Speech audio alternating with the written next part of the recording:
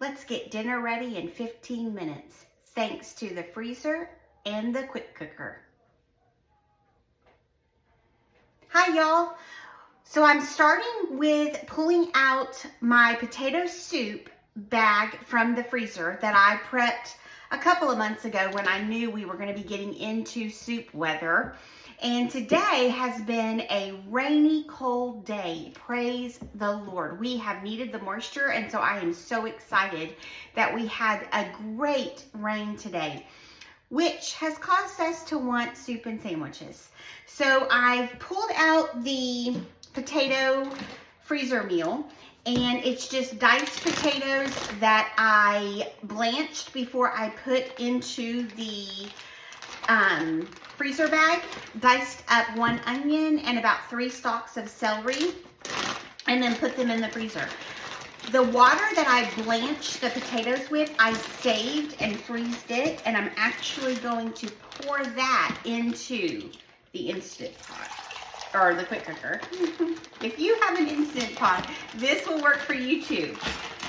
Okay, and so there is a hunk of ice, but I'm literally just going to put this in there because I know it will melt. And it is not going to go above the max line, so it should be perfect. Also, we will be adding milk to it when it is done. So that's it. We're dumping in our potatoes, celery, and onion, and then we're gonna go and we are going to put the lid on. I always put it on backwards. We're gonna put the lid on, make sure that our vent is lined up with the quick release. I'm going to put it on custom.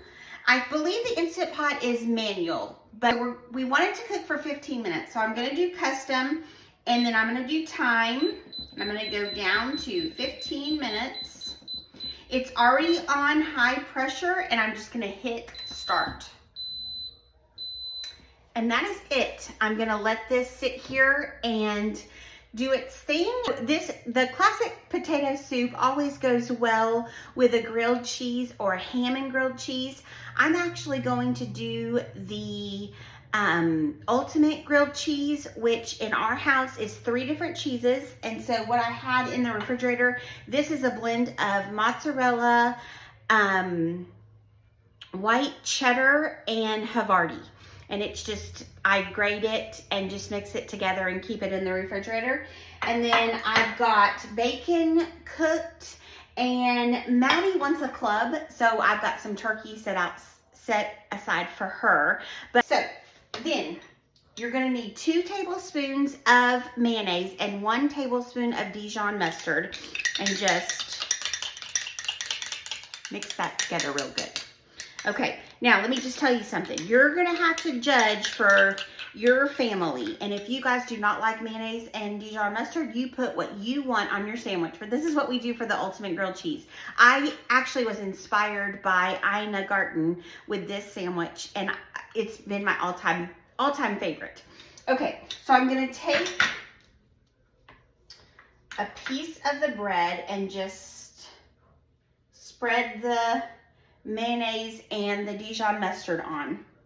And then I'm going to put some of the cheese. And then I'm going to take the bacon and just break it in half like that. And the 2 pieces is a good amount of bacon. Okay, and then you're gonna take your other slice and do the same thing. You're gonna just spread the mayo and Dijon, or whatever your family likes on their sandwiches. You could do all different sorts. And then I'm just gonna put that like that. Okay. And then I'm going to take some butter and butter both sides of the bread. And I've got to move over a little bit, so then I've got some softened butter, and I'm just gonna butter the top of this bread. And again, you could put mayonnaise on top of here. You could use ghee, whatever you use to make your grilled cheese sandwiches, use it for sure. I always have some soft butter So that's what I'm using. And then I'm gonna butter the top too. I have my pan on medium low, and I'm just gonna let this sandwich start cooking up. And I'm pretty positive that the kids are going to just want a plain sandwich, and I'm gonna let them do that. But I'm going to have the ultimate grilled cheese. Okay, I was right. The kids wanted to make their own sandwiches, and Gavin wants to show you his favorite. Okay guys, so I'm going to be making my pepperoni grilled cheese sandwich, so let's start. 2 pieces of bread, and since we already have some melting, and it's pretty easy to spread butter for you guys at home who want to do this. It's very, very easy. Don't want to do too much, but you don't want to do too little. So now that our butter is melted, what we're now going to do is get our pepperoni and cheese. We're going to get our pepperoni and cheese. So when you're doing grilled cheeses, you don't put your butter on the pan. Well, you do, but you do this part first. So let me just get this all buttered up. And buttered up like that. And once it's buttered up, you just, I kind of messed up here, y'all. Why? I accidentally flipped it. So now you're going to get your pepperoni. I usually do 2 slices. I don't know about y'all, but I usually do 2. And I'll put them just like that. And then for cheese, my mom taught me this. Because one day, I was saying I'm a master at grilled cheeses, and she told me that a master puts a piece of cheese on the bottom and a piece of cheese on top. And that's how you make a master. On there, get your other piece of bread, and then put this like that, and boom. If you want to if you're like a super cheese person, you can do this and put multiple pieces. Personally, I don't like too much cheese, but I don't like too little. I might put 1 more piece of cheese on there. I don't really know. I think I might, because I don't know. If you're like me and you like cheese pulls, then a lot of cheese is perfect. So I'm gonna get 1 more. Technically 2 more, because I'm gonna rip it apart and put them on both sides, like a master of grilled cheese.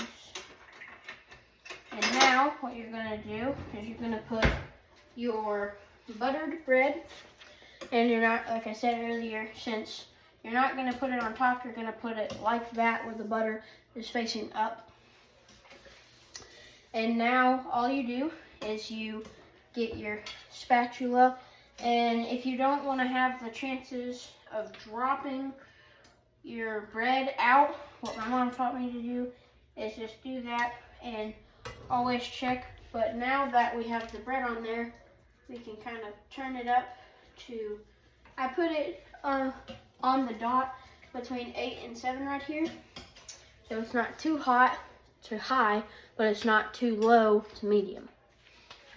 So now we'll just let this sit for a couple minutes, and then we'll flip it, and then I'll show y'all what the final results look like.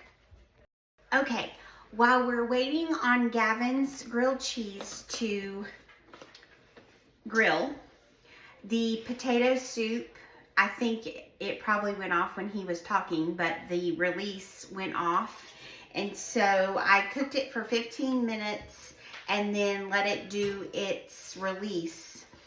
So I did not press the quick release is what I'm saying. You want the pressure cooker to come down slowly on its own. You don't want to press the quick release.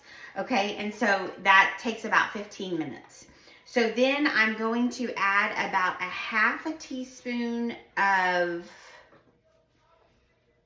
black pepper. And then I'm going to add a teaspoon of Redmond's real salt. And then I'm going to do about 1/2 teaspoon of, well, I'm going to do 1/4 teaspoon of celery seed. I sizzle. Ooh, I heard that sizzle. And then we're gonna stir that all in. And you can see that it has a good amount of soup liquid in there. And then I'm going to take the immersion blender to it and add just a little bit of milk, and then we'll taste for salt and pepper.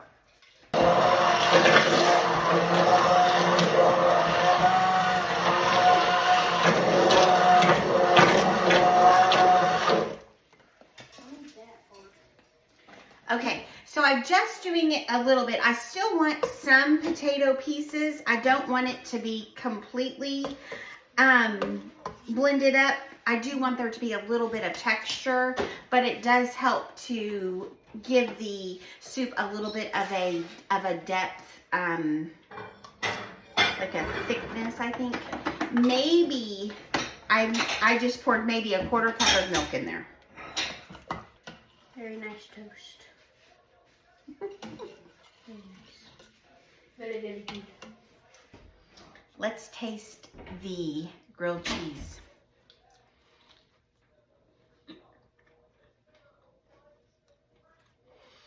I love what that Dijon mustard does.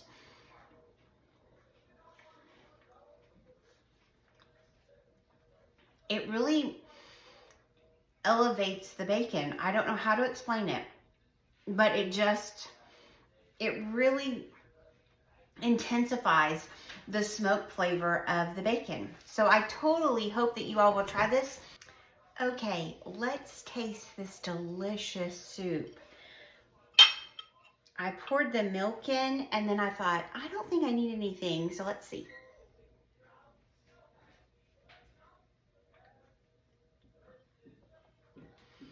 It's so good. I would add just a little bit more salt just for my taste. So at this point, I would say it's good, and allow your family to decide if they want to add more soup.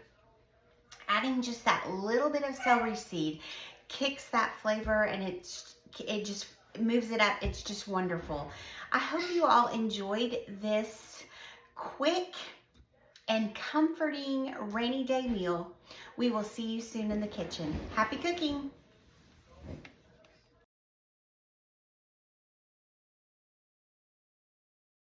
How am I supposed to do a video if you're vacuuming? You can hear that? Yes, babe. Give me 2 seconds. I say, I'm gonna video dinner. She decides to vacuum. But let me just tell you, I am fine with the vacuuming. We will pause for intermission. Thank you.